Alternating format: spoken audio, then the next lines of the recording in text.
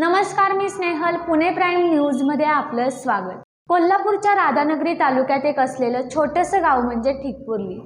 साधारण 6 ते 7 हजार लोकसंख्या असलेल्या या गावाची ओळख इथल्या खवा बर्फीवरून आहे. या बर्फीची चवच न्यारी असून जिल्ह्यासह परजिल्ह्यातील खवय्यांच्या जिभेवरती कायमच रेंगाळत असते. इथले युवराज ढेंगे हे आपल्या सर्व कुटुंबासोबत बर्फीचे उत्पादन घेतात.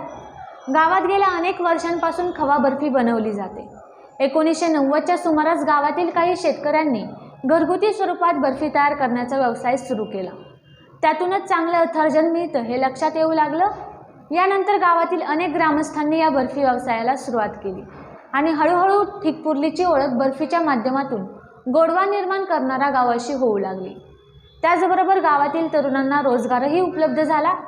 दररोज सकाळी 6 वाजता बर्फी बनवण्याच्या कामास सुरुवात होते. धगधगत्या चुलीवर दुधाला उकळी द्यायला प्रारंभ होतो. मोठ्या काहिलीत 10 लिटर दुधाचे आधण असते. गोड बर्फीसाठी 3 किलो साखर तर फिक्या बर्फीसाठी 1 किलो साखर प्रति आधण लागते. 1.5 ते 2 तासात बर्फी तयार होते.